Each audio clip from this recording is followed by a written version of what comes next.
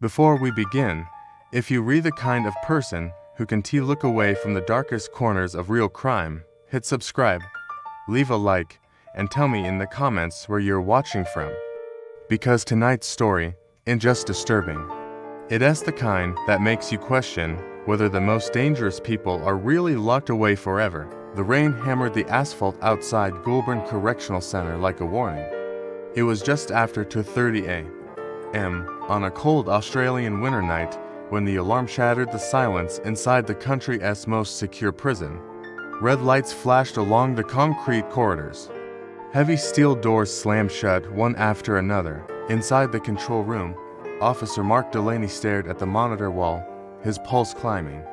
"Camera feed in Sector C just went down," one guard muttered. "That's the Supermax wing," Delaney replied. And that was impossible, because Sector C wasn't just any prison block. It was Goulburn Supermax, the highest security prison unit in Australia, the place built specifically to hold the country's most violent criminals, terrorists, serial killers, gang leaders who had ordered murders from behind bars. The system there was designed so that nothing could go wrong, yet one of the cameras had gone dark. At first, it seemed like a glitch. It happened sometimes during storms. But then a second screen flickered and went black, then a third. Within seconds, the guards were staring at a wall of dead feeds. "Call it in," Delaney said, his voice tightening. Now, deep inside Sector C, behind multiple reinforced steel doors and motion sensors, sat Cell 17. That cell housed a man who had become infamous across Australia and beyond. His name was Daniel Hargrove. 10 years earlier, Hargrove had been arrested after a crime spree so brutal it dominated international headlines. Prosecutors described him as a mastermind manipulator, a man who could talk anyone into doing anything.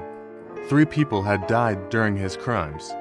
1 witness had disappeared completely, and even after he was locked up, the violence didn't stop. From inside prison, Hargrove had allegedly orchestrated assaults, extortion schemes, and at least 1 contract killing. That was why he'd been transferred to Goulburn Supermax, a place designed to cut inmates off from the outside world. Locked alone for 23 hours a day. No contact, no influence, no control. At least, that was the theory. When the emergency response team finally forced open the first security door to Sector C, their boots echoed through the empty concrete hallway. Everything felt wrong. The lights were still on. The motion sensors were active, but the silence felt unnatural, like the entire wing was holding its breath. "Cell check," the lead officer ordered. One by one, they approached the reinforced doors. Cell 12. Occupied. Cell 14. Occupied. Then they reached Cell 17. The viewing hatch slid open. The officer leaned in, shining his flashlight through the narrow slit. His hand froze. "Control," he said slowly into the radio. "We have a problem." "What kind of problem?" Delaney's voice crackled back. The officer pushed the door open. Inside the cell, the bed was empty, the toilet was untouched. The small desk sat exactly where it should. But Daniel Hargrove was gone. For several seconds, no one spoke. Then the realization spread through the hallway like electricity. A prisoner had escaped Goulburn Supermax. And that wasn't supposed to be possible. The prison went into full lockdown. Armed officers flooded every corridor. Search teams swept the yards. Helicopters began circling overhead, their spotlights slicing through the rain. But the deeper investigators looked, the stranger things became. There was no broken door, no damaged locks, no tunnel, no evidence of forced entry or exit. It was as if Hargrove had simply vanished. By sunrise, federal investigators were already on their way. Because if Daniel Hargrove had escaped, it meant one of 2 things. Either the most secure prison in the country had just suffered an unimaginable failure, or someone inside had helped him. Detective Laura Bennett was among the first investigators to arrive. She had spent years studying criminal networks, and Hargrove's name was one she knew well. "Walk me through everything," she told the prison warden. The warden looked exhausted. The cameras failed at 2:32 a.m., he said. Backup systems activated, but the feed stayed down for 7 minutes. 7 minutes, Bennett repeated. By the time we got eyes back on the block, he was gone. Bennett stepped into cell 17. The room felt disturbingly normal. To normal, then something caught her eye. On the desk, there was a single folded piece of paper. No one had noticed it yet. She opened it carefully. Inside was a short message written in neat, precise handwriting. 3 words, "You locked the wrong man." Bennett frowned.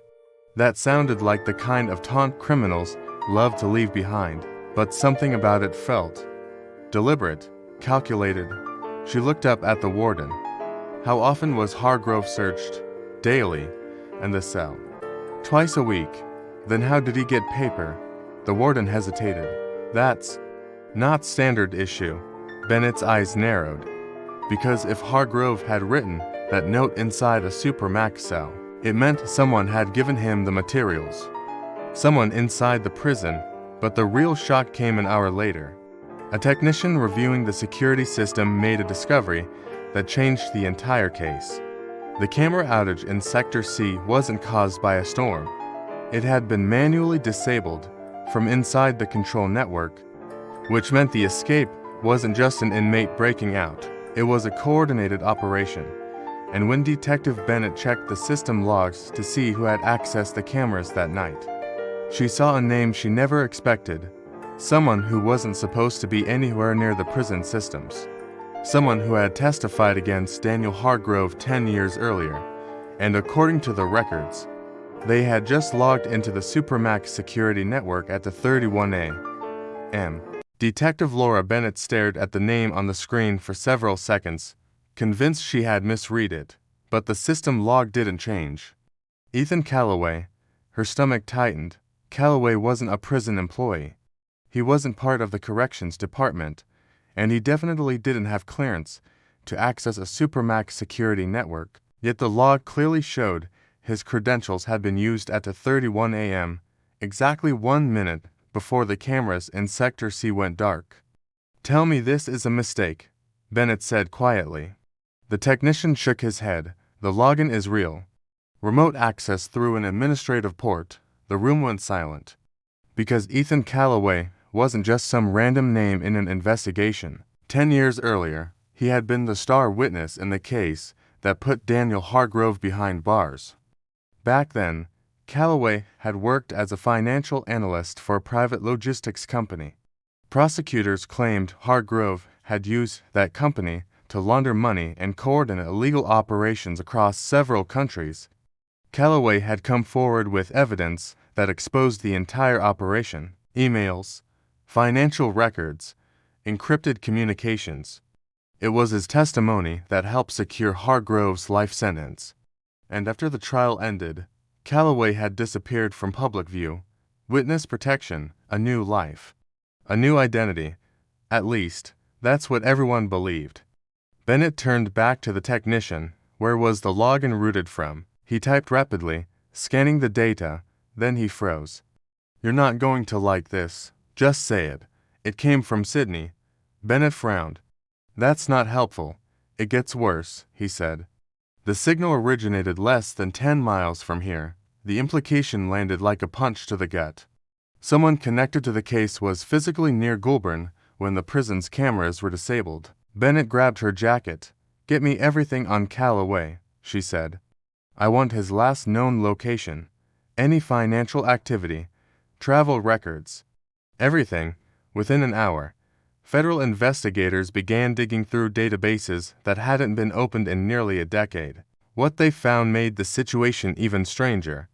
Ethan Calloway was supposed to be living under witness protection in Canada. Yet the records showed something odd. His identity had been inactive for months. No bank transactions, no passport usage, no tax records, nothing. It was as if he had simply vanished. Bennett sat at the conference table as the files piled up around her. "Okay," she said slowly. "Let's assume this wasn't actually Calloway. You mean someone stole his credentials?" An agent asked. "Maybe," Bennett said. But witness protection identities aren't easy to access. Someone would need high-level clearance, another investigator spoke up. There's something else. He slid a printed report across the table. 2 weeks ago, a rental property outside Goulburn was leased under a fake name. Cash payment, no background records. Bennett scanned the document. Why are you looking at this? Because of what the neighbors reported. She looked up. Late-night activity, the agent continued. Delivery vans. Electronic equipment being moved in. Bennett felt a chill. Who rented the house? No verified identity, he said. But we pulled traffic camera footage from the street. He turned the monitor toward her. The video showed a man stepping out of a dark SUV. The image wasn't perfect, but the face was clear enough. Bennett leaned closer. Her blood ran cold. Because she recognized him immediately, it was Ethan Calloway, alive, and standing less than 15 miles from the prison where Daniel Hargrove had just vanished. For several seconds, nobody spoke. Then Bennett said the only thing that made sense. He's not hiding from Hargrove anymore. The agent nodded grimly. He's helping him. The theory sounded insane, but the evidence was piling up. Investigators raided the rental property later that afternoon. The house looked abandoned at first glance. But inside, it was something else entirely.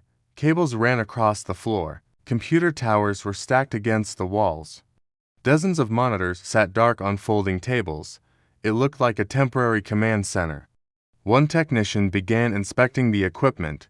Whoever was here knew what they were doing, he said. This setup could intercept secure networks. Bennett walked deeper into the room. Then she saw it. A large printed map pinned to the wall. It was a detailed layout of Goulburn Supermax. Every corridor, every security door, every camera location. Someone had studied the prison down to the smallest detail.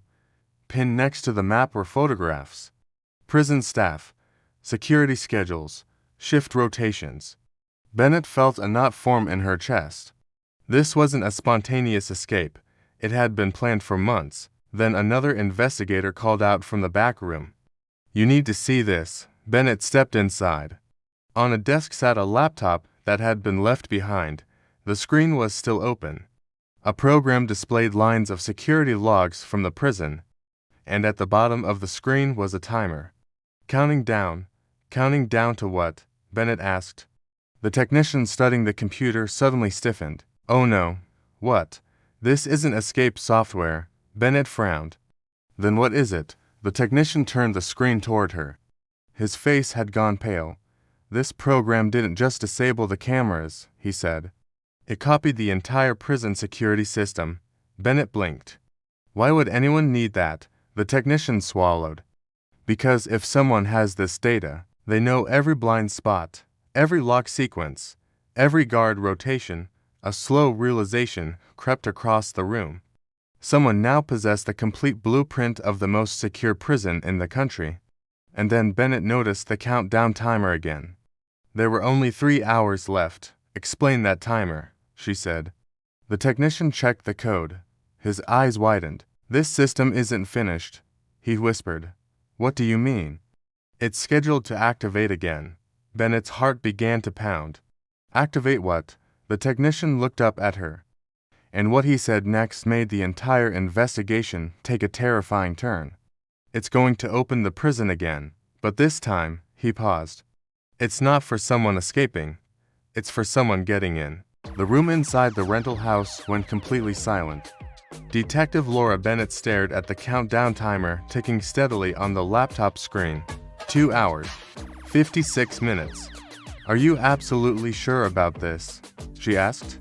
The technician nodded, his fingers flying across the keyboard. The code is tied directly into Goulburn's security network. Whoever built this didn't just disable cameras earlier tonight. They created a backdoor into the system. Bennett felt a cold weight settle in her chest. So, when that timer hits 0, the doors in Sector C unlock. The technician finished. Someone wasn't just helping Daniel Hargrove escape. They were preparing to go back into the most secure prison in the country. Bennett grabbed her phone. Get me the prison warden now. Full lockdown. Nobody in.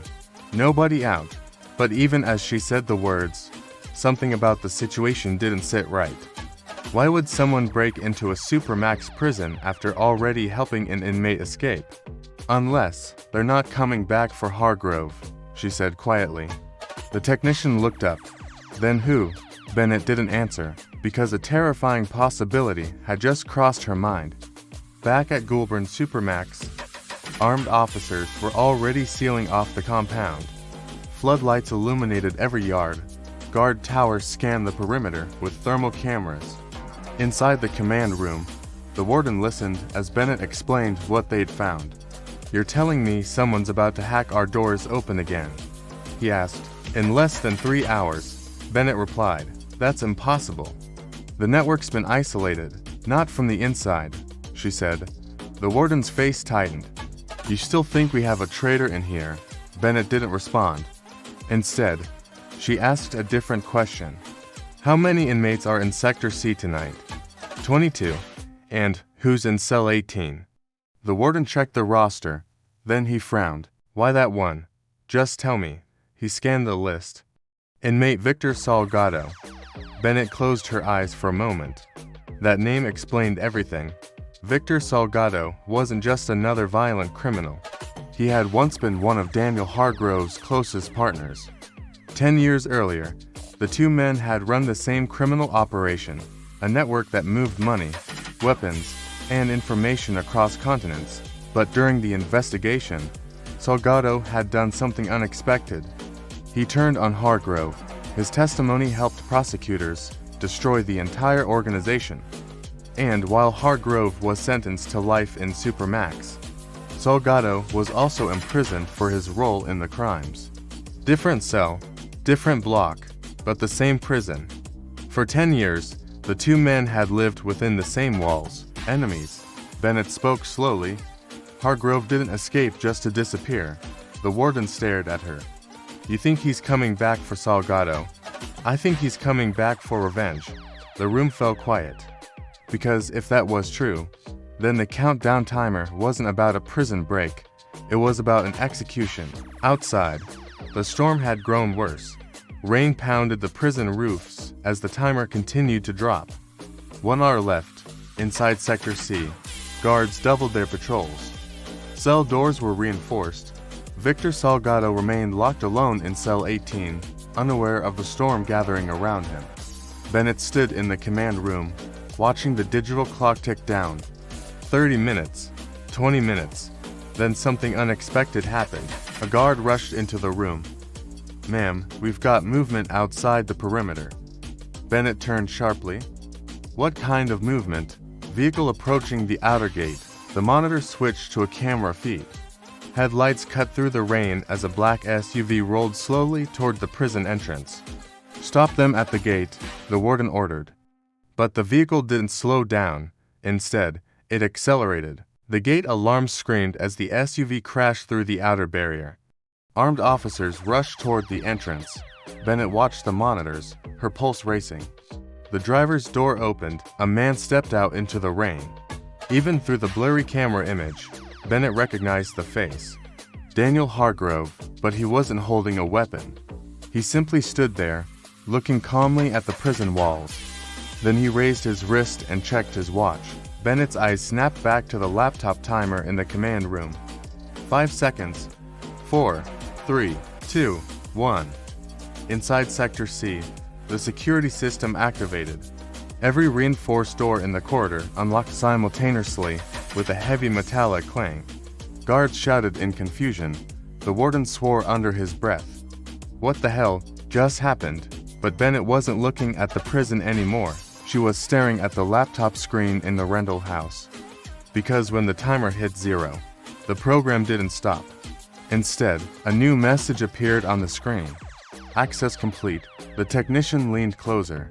This isn't just the prison network." "What do you mean?" Bennett asked. He scrolled through the data. Then his face went pale. This system didn't copy Goulburn Supermax. It copied every maximum security prison database in the country. Bennett felt the air leave her lungs. Because suddenly, the truth became clear. Daniel Hargrove hadn't escaped to kill Victor Salgado. That was just the distraction. The real target had been the prison system itself. While authorities scrambled to stop a revenge attack, someone had quietly stolen the security architecture of every high-security facility in Australia. Blueprints, access codes, guard schedules, everything. The perfect tool for organized crime. Or something far worse. Outside, officers surrounded Hargrove in the rain. He didn't resist. He simply smiled as they placed him in handcuffs. Later, during interrogation, Bennett sat across from him in a quiet room. "You staged the whole thing," she said. "You escaped just to make us panic." Hargrove leaned back in his chair. "You were never the target," he replied calmly. Bennett clenched her jaw. "Who were you working for?" Hargrove smiled again. And the answer he gave would haunt investigators for years. "I wasn't working for anyone," he said. "I was just opening the door. For them." Bennett's voice dropped. "For who?" Hargrove leaned forward slightly and whispered 3 words that chilled the room. "You'll find out, because 3 months later, a coordinated cyber attack shut down prison security systems across the continents, and investigators discovered the same digital signature buried deep inside the code, the one first found inside a small rental house near Goulburn. Which meant the question was no longer whether someone could escape the world's most secure prisons. The real question was, who had the key now? And if this story left you wondering how deep the truth really goes, make sure you subscribe, because the next case might be even darker.